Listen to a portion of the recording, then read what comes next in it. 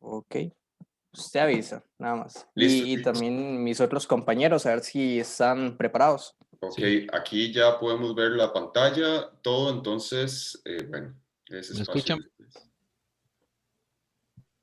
¿Me escuchan bien? ¿Se escucha bien? Sí. Ok. Yo, profe, ¿qué tal? También se escucha bien, sí. Bueno, Bueno, yo voy a comenzar. Ok, buenos días, compañeros presentes y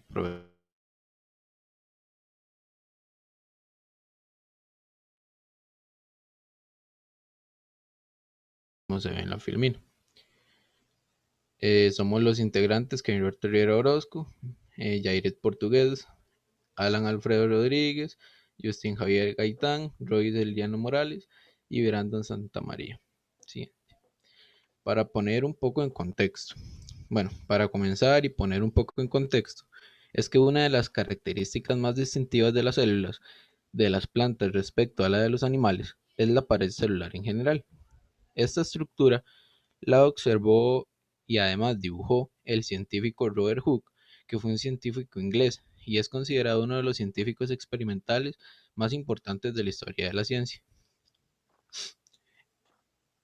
La pared celular se sitúa externamente a la membrana plasmática, se sintetiza por la propia célula y está formada fundamentalmente por celulosa, además de otros polisacáridos y glicoproteínas.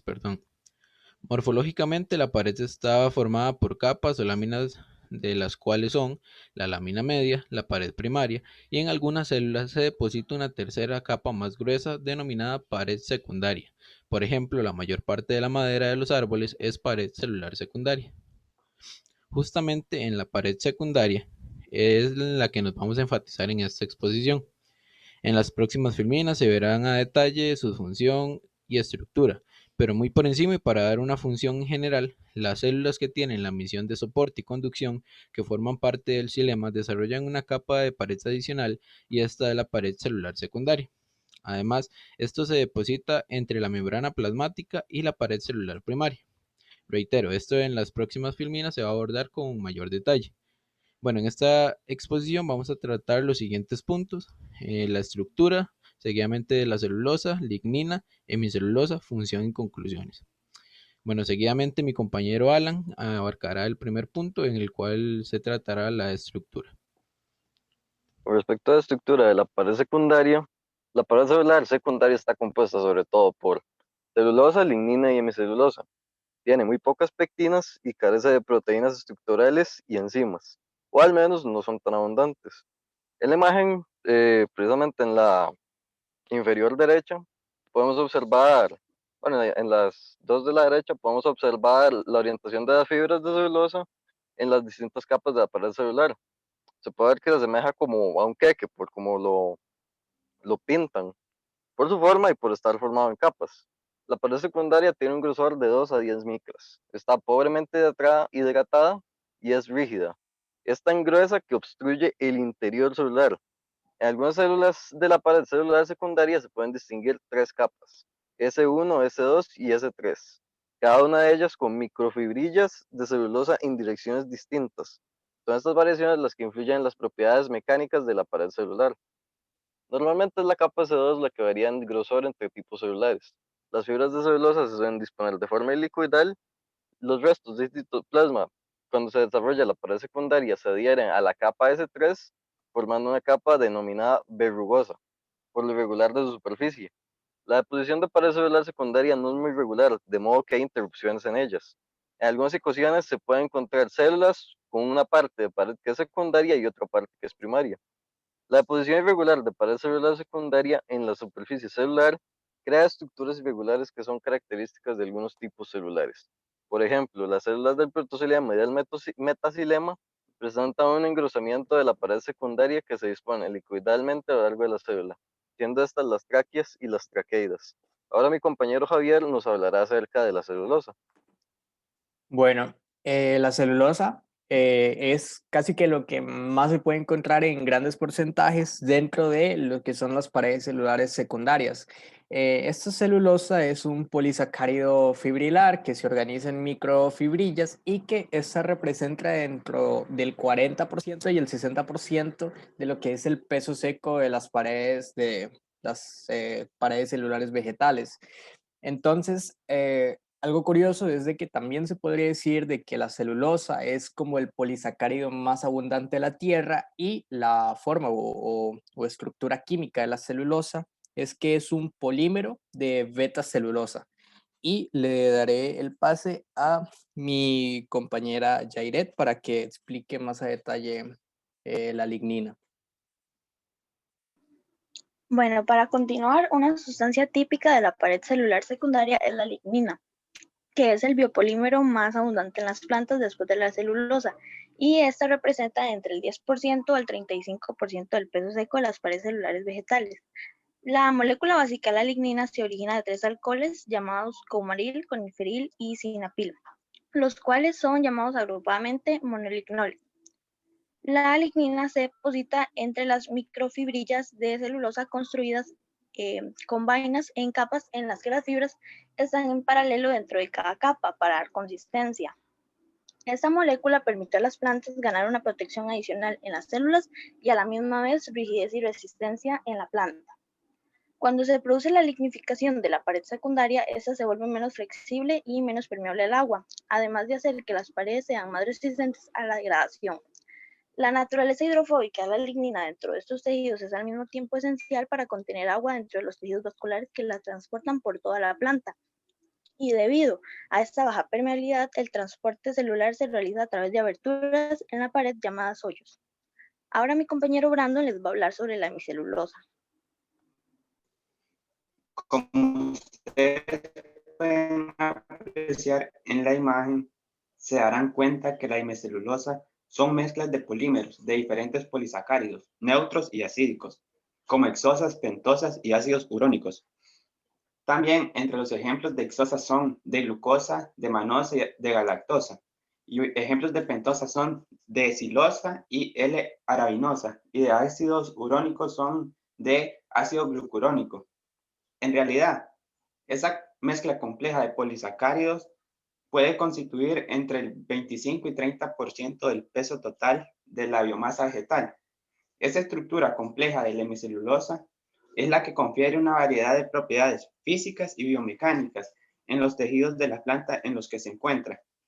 De este modo, podemos afirmar que las hemicelulosas son polisacáridos matrices que se enlazan junto a las microfibrillas de celulosa y forman enlaces covalentes con la lignina. Ahora mi compañero Rory les hablará sobre la función principal y las conclusiones de la pared secundaria.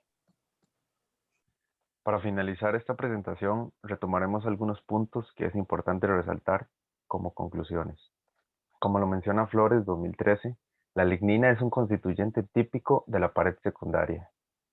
Es un polímero fenólico y el segundo compuesto en abundancia después de la celulosa. La molécula básica de lignina deriva de 3 alcoholes, coumaril, coniferil y sinapil, colectivamente llamados monoclinoles.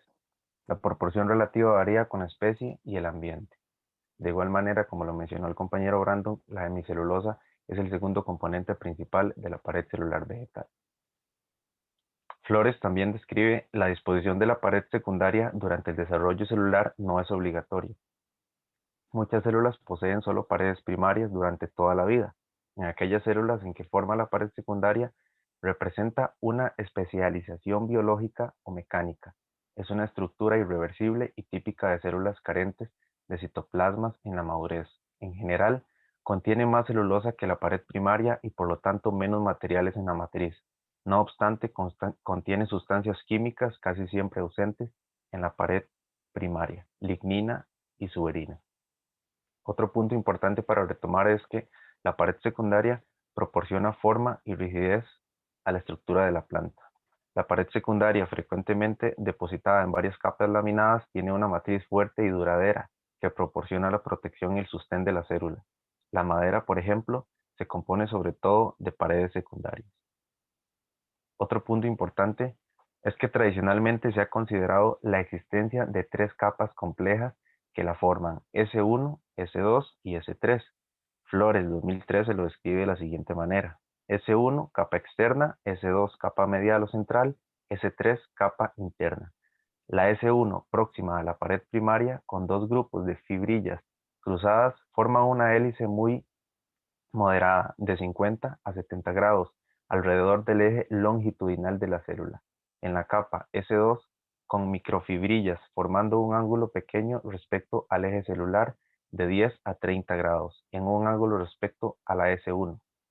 Cuando la S3 está presente, tiene microfibrillas distribuidas helicoidalmente respecto al eje celular de 60 a 90 grados. Se ha propuesto que la madera, la S2, es gruesa, puede extender a S1 y S3 juntos y denomina el comportamiento de la célula.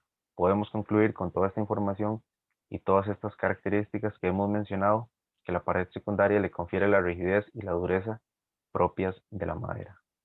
Muchas gracias. Si tienen algunas consultas, preguntas, dudas. Y también está la última fémina, donde está la bibliografía utilizada para esta presentación. Muchas gracias. Muchas gracias por su atención. Excelente, chicos. Bueno, está bastante completa, los felicito. Yo nada más tengo una pregunta y es relacionada a que, bueno, ustedes acá nos hablaron bastante sobre la estructura de la pared celular secundaria y, bueno, ¿ustedes creen que la pared celular secundaria tiene además alguna función, más allá que solo ser estructural, sino también participa en los procesos de la célula, en el metabolismo, regulan procesos metabólicos? ¿Leyeron algo de eso por ahí? Sí, bueno, profe, yo me tocó a mí la parte de más a fondo de función y sí, regula también. Hay paso por ella de sustancias que contribuye al metabolismo de la célula también. Pero principalmente fue sinceramente lo que más pude conseguir de fuentes confiables, es que le confiere esa firmeza a la estructura de la célula. Ok, y de los demás compañeros, ¿ustedes encontraron algo ahí de cómo interfiere la pared celular con el metabolismo celular? Yo me enfoqué mucho en lo que era la celulosa, también obviamente me informé mucho de cómo es el funcionamiento, pero eso ya de la pared celular secundaria es como para complementarse incluso con la primaria y conectar con la célula. Entonces, sí, más o menos sé que contribuye un papel importante, pero que dar la forma y la estructura es casi que en lo que más aporta, lo más significativo de la pared celular secundaria. Yo también, profe, leí algo de, bueno, que puede regular la turgencia, conexiones entre células, bueno, y también tiene como vías de señalización. También leí alguna de esas funciones que tiene la pared secundaria. Ok, sí, al respecto, esto que menciona Kevin sobre la señalización es un aspecto importante, ¿verdad? La pared celular, como está constituida de polímeros, de polisacáridos, muchos de estos polisacáridos funcionan como lugares blancos, ¿verdad? Para señalización, y también el mismo metabolismo celular en algunos momentos puede degradar algunos de estos polímeros que están conformando la pared secundaria, y estos polímeros que están siendo degradados se pueden liberar, y esos también pueden funcionar como señalizadores o como inductores de diferentes procesos metabólicos dentro de las células. Entonces, también no solo cumple una función estructural, sino que también cumple una función muy importante en cuanto a lo que es el regulamiento del metabolismo celular. Y eso es importante también que quede, pues para todos, ¿verdad? Bastante claro de que la pared celular no solo es una cuestión estructural, sino también que participa dentro de los procesos dinámicos de funcionamiento de la célula y que también determina muchos de los procesos metabólicos que se van a dar. Usualmente, que es algo que hemos visto, las células que tienen pared secundaria son células que están muertas a la madurez. Sin embargo, hay cierto tipo de traqueidas, hay algunas traqueidas y algunas fibras que incluso en la madurez pueden estar vivas todavía, especialmente en fibras del xilema, fibras que están presentes en el parénquima, cuando están presentes en parénquima cortical o parénquima radial, pueden haber células con pared secundaria que están vivas, pero usualmente el protoplasto lo que está lleno es de taninos y otros metabolitos secundarios, entonces funcionan más como una cuestión estructural, protección, más allá que la cuestión de conducir. Entonces, para que tengan esto claro. Y nada, chicos, me parece que estuvo bastante bien y bueno, felicidades. Entonces, el grupo que sigue, por favor. Profe.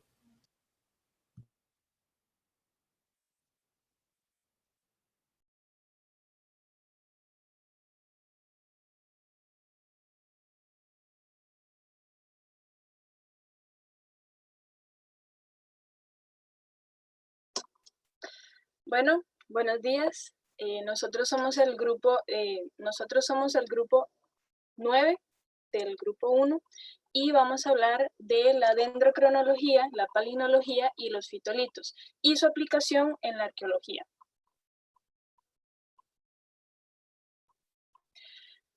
Al encontrar bosques no conocidos, se genera la necesidad de estudiarlo. Las condiciones ambientales a las que estuvieron expuestos los seres que allí se encuentran y principalmente las plantas, cuánto tiempo llevan existiendo también, lo que llevó al hombre a buscar una manera de abarcarlo, dando así el origen a estas tres disciplinas que son utilizadas en arqueología.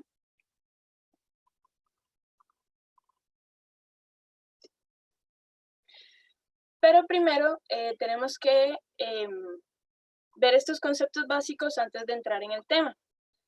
Está la arqueobotánica, que es la disciplina que estudia los restos vegetales, tanto para obtener datos paleoambientales, que vendría siendo la evolución de grupos vegetales y climas, como antrópicos, que vendría siendo la acción del hombre sobre la vegetación y prácticas agrícolas. Dos de los tres temas que vamos a abarcar hoy, que son la palinología y el estudio de los fitolitos, son parte del estudio de microrestos vegetales de la arqueobotánica. También vamos a ver, también tenemos que conocer el concepto de la paleobotánica, que es la unión de la botánica y la paleontología, que estudia también los restos de vegetales, y esta contempla el uso de los restos para la reconstrucción de ambientes antiguos y la historia de la vida.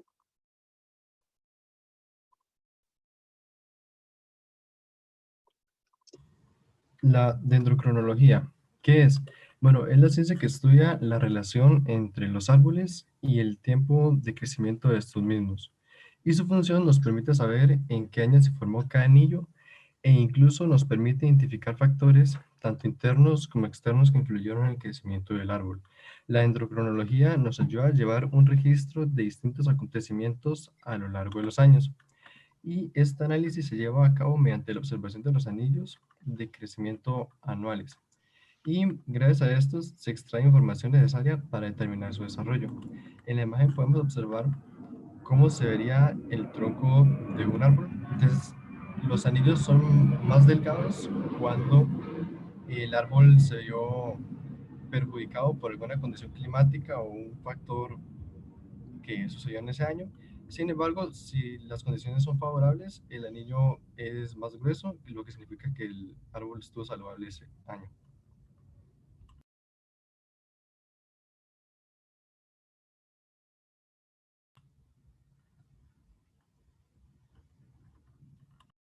Ahora vamos con la dendroarqueología.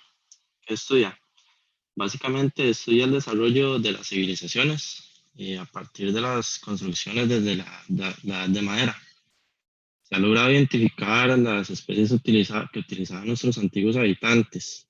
También las fechas de construcción de asentamientos, como por ejemplo iglesias, casas, castillos, incluso instrumentos musicales. Métodos utilizados para el análisis. Bueno, se realizan cortes transversales dependiendo de la estructura y de su valor histórico.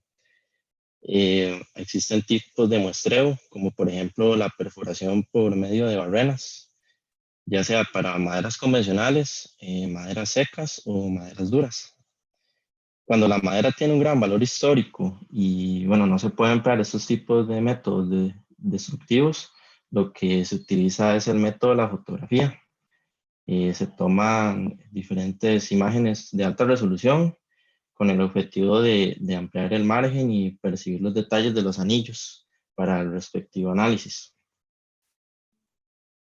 Ahora, otros usos y aplicaciones de la dendrocronología, se encuentra la climatología, que, bueno, con diferentes señales climáticas marcadas en los anillos de crecimiento, se puede reconstruir el clima para pasado, por donde no hay registros meteorológicos. En cuanto a la ecología, los anillos permiten determinar el año de germinación y muerte de los árboles, y estos son procesos claves para determinar la sucesión ecológica. En cuanto a la geología, los anillos de los árboles pueden registrar el efecto de terremotos, de erupciones volcánicas, de deslizamientos de terreno, entre otros. Y en cuanto a la criminología, la datación precisa de maderas y cuadros de esculturas, cuadros y esculturas han podido determinar casos de falsificaciones.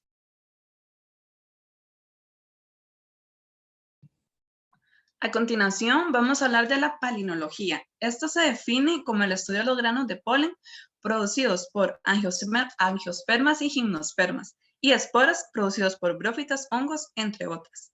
La gran cantidad de especies vegetales se reproducen por medio de mecanismos de producción y difusión de polen o esporas, tales como agua, viento, animales e insectos.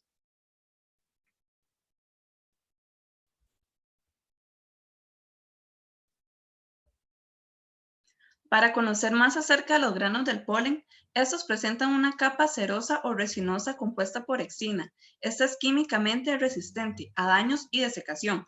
Por esto, la exina se puede conservar durante siglos, milenios y millones de años. Además, la exina presenta características que nos ayudan a la identificación taxonómica, como tamaño y forma, número, disposición y forma de la apertura de la pared y estructura de la propia exina. En las imágenes de la derecha son algunos ejemplos de esporas, de polen. La palinología presenta diferentes aplicaciones como en la taxonomía, en estudios genéticos y evolutivos, estudios forenses, alergología, estudios de cambios climáticos, estudios del impacto humano sobre la vegetación y en la arqueología. Pero nos vamos a enfocar en el uso de la palinología en arqueología. En el campo de la arqueología se han encontrado yacimientos arqueológicos que han sobrevivido hasta hoy en día, y no solo eso, también se han encontrado restos orgánicos del pasado. Aquí es donde la palinología en la arqueología va a aportar información valiosa sobre la vegetación, condiciones climáticas de esa época, posibilidades de la vida vegetal y animal. Gracias al análisis del polen se puede determinar cuáles plantas han crecido en una determinada región geográfica con un tiempo geológico determinado. Ahora hablaremos de la extracción del polen, la que se puede hacer de dos formas físicamente hablando, la vertical y la horizontal. La vertical sería previamente limpiando la zona que se va a elegir, eliminando la vegetación y pulverizando la tierra para humedecerla. La sonda se clava en su totalidad, martillando en su cabeza y girando siempre en el mismo sentido luego de cada golpe. Posteriormente se extrae la sonda mediante el empleo de una palanca que se hace con una barrena, un tubo metálico hueco, una cadena y una banqueta como punto de apoyo. Conforme sale la sonda, se envuelve en plástico para evitar la contaminación posible. Y posteriormente con un cuchillo limpio se elimina la capa superficial para quitar así las posibles contaminaciones por el arrastre de la sonda.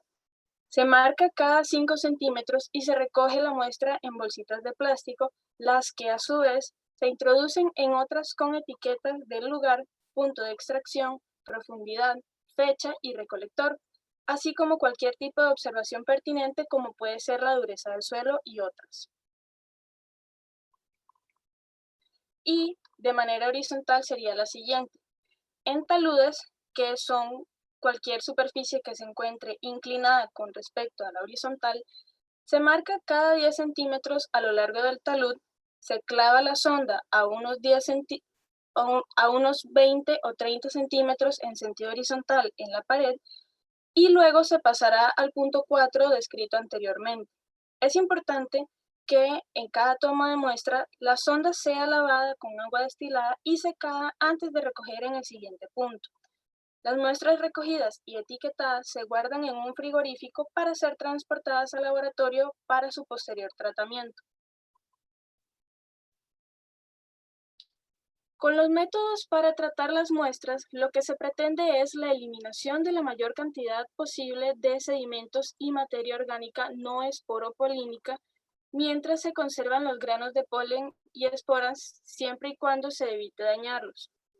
Las muestras se reducen con tratamientos físicos y químicos para poder estudiarlas. Los tratamientos físicos buscan disminuir el tamaño de los agregados para facilitar el tratamiento químico posterior.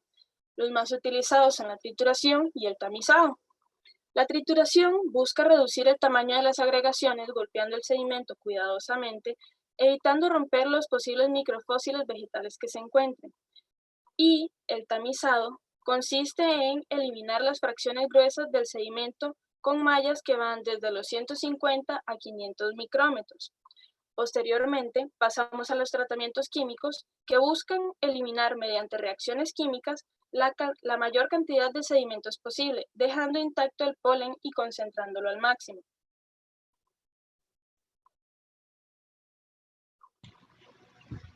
Ahora vamos a hablar sobre los fitolitos. Para hablar de los fitolitos, primero tenemos que explicar qué son los biolitos. Los biolitos se refiere a todo cuerpo mineralizado, integrante de tejidos orgánicos que son producidos por sustancias resultantes de la actividad celular. Los fitolitos son biolitos de origen vegetal.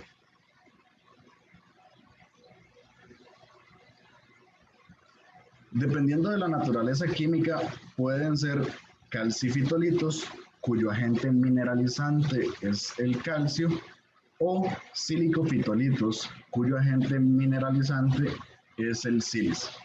El lugar de deposición en la planta de estos fitolitos otorga distinta información, ya que la deposición dentro o fuera de la superficie de la célula, con ella obtenemos una réplica exacta de la morfología celular, o incluso en los espacios intercelulares se producen cuerpos angulosos que también nos proporcionan distinta información relevante. Características importantes de los fitolitos. Primero tenemos la perdurabilidad. Son las características físico-químicas de estas partículas que hacen que sean el único resto botánico que se preserve en condiciones de conservación no excepcionales. Luego tenemos la inalterabilidad. El análisis de fitolitos ofrece una panorámica general del consumo de vegetales, independientemente del proceso al que hubiesen sido sometidos, digamos, ya sea que la planta haya sido cocida, triturada o molida, ya que estos procedimientos no afectan a los fitolitos. En la actualidad, el estudio de los fitolitos se basa en 3 enfoques principales. El actualista, que analiza los factores que contribuyen a la producción de fitolitos en determinadas especies y tejidos vegetales, y por qué en otros tejidos vegetales no existen fitolitos. También tenemos el estudio histórico, que se enfoca en la reconstrucción del medio ambiente o del uso de plantas en el pasado mediante la aplicación de la técnica a sedimentos naturales o ya sea material arqueológico. Y por último tenemos la clasificación y nomenclatura, así como el desarrollo de metodologías para tratamiento en el laboratorio de sedimentos. Bueno, los usos de los fitolitos en distintos campos. Primero lo tenemos en la edafología. Se reconoció la importancia de los fitolitos y los usaron como herramienta para establecer la evolución de los perfiles del suelo. También en la paleobotánica, como la compañera había explicado anteriormente, que es la unión de la botánica y la paleontología, se estudian los restos vegetales y contempla el uso de restos para la construcción de ambientes antiguos y la historia de la vida.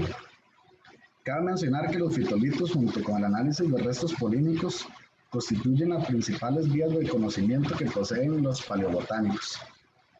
Y por último, en arqueología, los restos botánicos recuperados en contextos arqueológicos constituyen una fuente de información acerca de diversos aspectos de la vida de las poblaciones, ya que las plantas no solo se utilizan como alimentos, sino también tienen un papel en actividades sociales y ceremoniales, como un elemento social, en rituales y también en la mitología.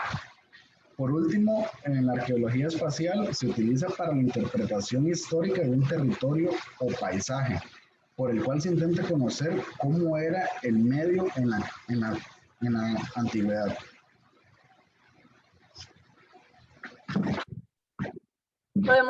Podemos concluir que por estas razones, estas distintas disciplinas son importantes en la arqueología, ya que nos permiten recolectar información de tiempos en los que no estuvimos presentes.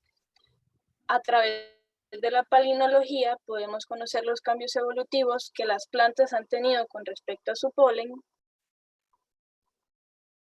La dendrocronología nos permite estudiar las condiciones ambientales a las que fueron expuestos los árboles en un momento dado, y los fitolitos nos permiten conocer también las posibles formas de las estructuras de las plantas ancestrales que pudieron haber evolucionado por el ambiente.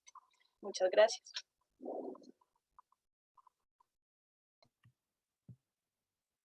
Buenísimo, chicos. Muy bien también y bastante completo toda la información que ustedes presentaron.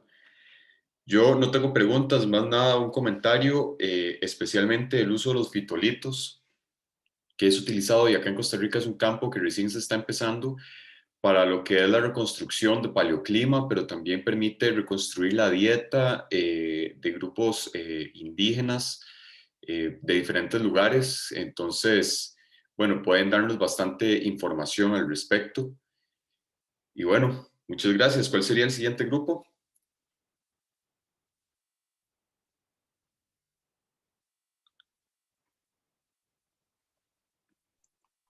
Creo que solo quedamos nosotros, ¿no? Así el es, grupo el 10. grupo 10.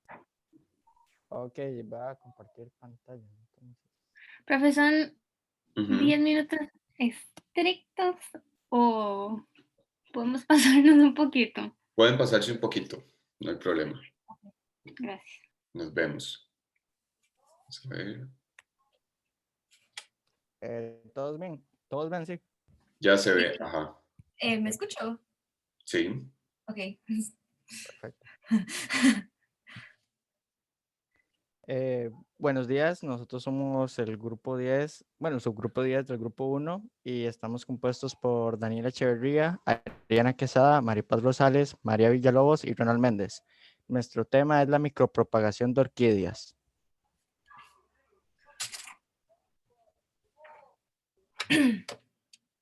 Para comenzar, es necesario mencionar algunos aspectos generales de las orquídeas. Estas son plantas monocotiledóneas y que pertenecen al grupo de las angiospermas. Es considerada la familia más amplia dentro del reino vegetal, ya que cuenta con 25.000 a 35.000 especies aproximadamente. Se encuentran en selvas tropicales lluviosas y húmedas, con una altura que ronda los 914 y los 2.740 metros. Las semillas de estas plantas son pequeñas y muy numerosas. Y en cuanto a la estructura de la flor, posee 3 partes externas llamadas sépalos y 3 partes internas llamadas pétalos. La siguiente, por favor. En cuanto a la clasificación según su hábitat y el tipo de adaptación, tenemos 3 grandes grupos: las epífitas, las terrestres y las litófitas. Las epífitas son las que se encuentran colgando en los árboles o arbustos y presentan estructuras especializadas como pseudobulbos o raíces aéreas que le ayudan a absorber la humedad del aire. Las terrestres presentan sus raíces bajo tierra y estas secciones subterráneas sobreviven durante el invierno y en climas más favorables como la primavera producen nuevos brotes. Y las litófitas son las que se ubican sobre laderas rocosas y los nutrientes los obtienen penetrando sus raíces en las hendiduras de las rocas o de los musgos.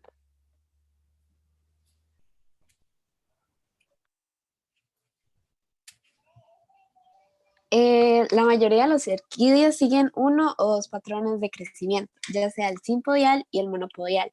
El simpodial es el más común, que tiene varios tallos o pseudobulbos que brotan de un rizoma trepador, que es un tallo modificado. Aproximadamente cada año se origina un tallo nuevo llamado guía. Las monopodiales, que tienen un único tallo principal que no origina otros nuevos desde su base, pero va añadiendo hojas nuevas hacia arriba.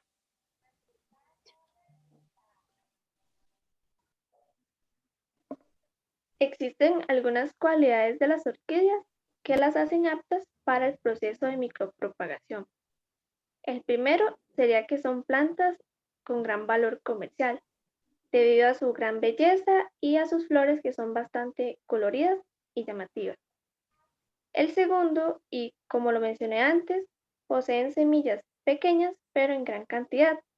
Sin embargo, los porcentajes de germinación en condiciones naturales son bastante bajos, lo cual la micropropagación llega a contrarrestar este efecto. Y el tercero es que las orquídeas se ven afectadas por los cambios ambientales, los cambios climáticos o por el ser humano cuando irrumpe su hábitat. Bueno, ¿qué es la micropropagación? La micropropagación es la multiplicación asexual basada en la totipotencia vegetal y realizada en condiciones in vitro. Existe una serie de factores que influyen en la micropropagación. El primero tiene que ver con la planta donadora de explante, ya que el estado fisiológico, los requerimientos hormonales y nutricionales y también la edad fisiológica del explante influyen en la morfogénesis del cultivo, ya que mientras más joven y menos diferenciado sea el tejido a cultivar, mejor será la respuesta in vitro. En cuanto a la posición relativa de las yemas, por ejemplo, en yemas axilares de la rosa, obtenidas de la parte media del tallo, se desarrollan con mayor eficacia y rapidez que las obtenidas de la base o de la porción apical. Por parte del explante, si las plantas a tratar presentan reproducción por semilla, las partes embrionales o de la plántula son las fuentes más comunes de explante. En caso de especies propagadas de manera vegetativa, se utilizan los brotes jóvenes y los ápices meristemáticos. En cuanto al tamaño del explante, este no tiene influencia aparente, solamente si se busca obtener plantas libres de virus. En ese caso, se utilizan meristemas sin primordios foliares, ya que estos meristemas presentan altas posibilidades de diferenciar plantas libres de patógenos. Sin embargo, regenerar plantas completas es más difícil. Luego, como factores físicos, todavía no. La temperatura de incubación para la propagación de la mayoría de las semillas es de entre 24 a 28 grados Celsius. Y la luz influye de manera importante en el desarrollo de la morfogénesis e involucra factores como la intensidad, el fotoperiodo y la calidad de la luz. Por último, el medio de cultivo. En cuanto al medio de cultivo, el éxito el éxito en el cultivo de tejidos depende estrechamente de la selección del medio de cultivo, incluyendo su composición química y forma física. Bueno, ahora les voy a explicar un poco las fases de la micropropagación. La etapa 0 está constituido primero por 6 etapas. La etapa 0 es la preparación de la madre. Esta etapa se recomienda que la planta madre de los explantes se encuentre varias semanas o varios meses en un invernadero con condiciones controladas. Ya que al estar controlado, la planta se cultiva en condiciones sanitarias óptimas, con control nutricional y un riego adecuado para que pueda crecer bien y sin enfermedades. Después tenemos la etapa 2, que es la desinfección del material vegetal.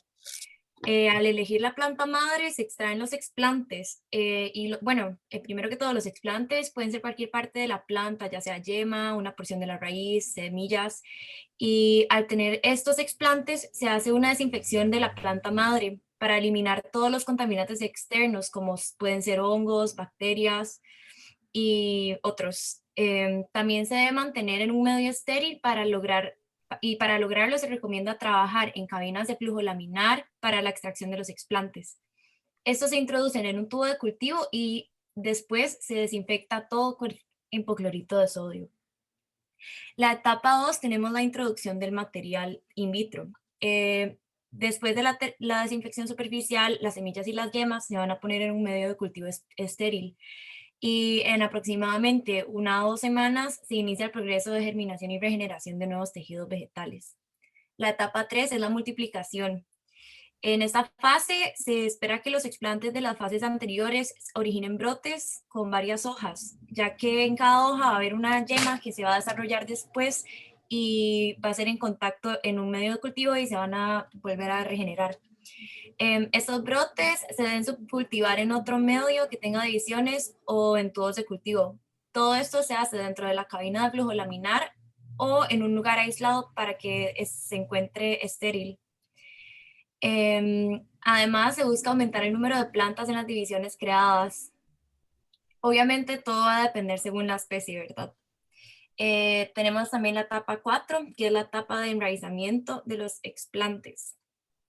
Para lograr el enraizamiento se deben utilizar plantines individuales pequeños. Los brotes que se obtienen en la fase anterior se van a transferir a un medio sin reguladores de crecimiento, o sea, sin hormonas. Vale la pena recalcar que no todas las especies necesitan pasar por este procedimiento, ya que algunas emiten sus raíces en el mismo medio de cultivo donde se desarrollaron las yemas de la fase anterior. Entonces el raizamiento y la multiplicación pasan en el mismo tiempo. Y finalmente tenemos la aclimatación de los explantos. Hay que recalcar que los explantes recién enraizados son muy sensibles a los cambios ambientales, por lo que se requiere una aclimatación acertada. Se debe realizar gradualmente para que los mismos no sufran estrés y no mueran. Las plantas van a sufrir cambios adaptacionales a las condiciones naturales y por lo que se deben ir sacando paulatinamente hasta que crezcan nuevas hojas.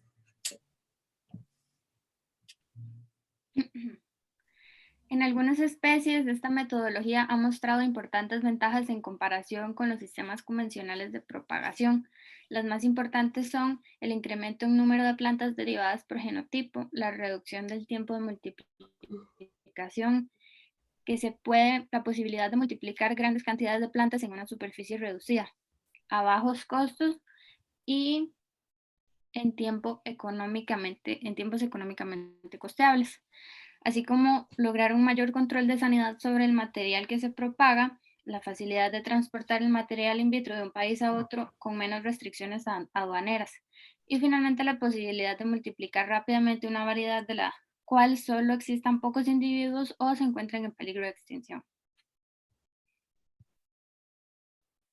En la actualidad, este método de propagación se utiliza en especies hortícolas, ornamentales, leñosas y suculentas.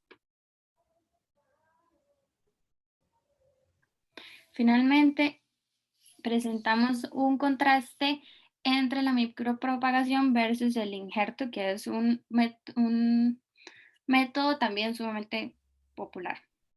El injerto depende de numerosos factores como, entre otros, la compatibilidad de especies, la temperatura, que determina el crecimiento de los tejidos de cicatrización, la humedad ambiental, que puede provocar estrés hídrico en la variedad injertada, la necesidad de oxigenación de los tejidos de cicatrización, la hiperactividad o hipoactividad del patrón, que determina el flujo de savia y que no debe ser excesivo o reducido. Ok, como conclusiones sobre el tema, tenemos que la micropropagación es la mejor manera para la reproducción de orquídeas por sus numerosas ventajas, así como también ayuda a conservar su diversidad y evitar una posible extinción. También se debería implementar de mayor manera la multiplicación por micropropagación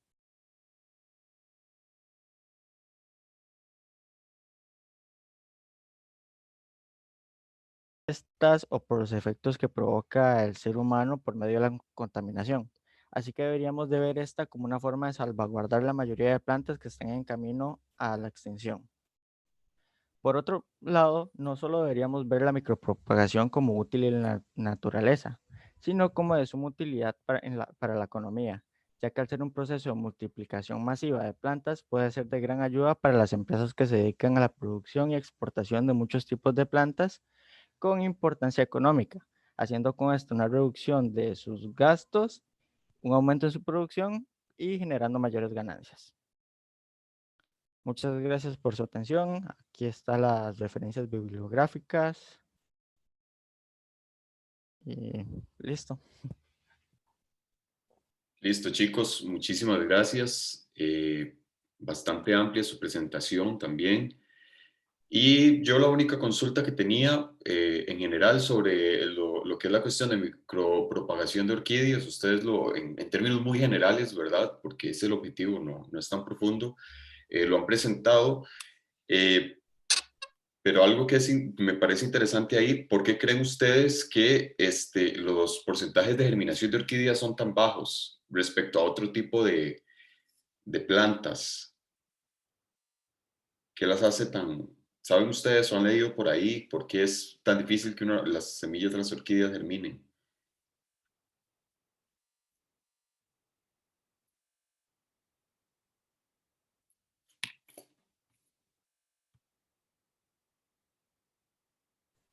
Me imagino que tiene que ver con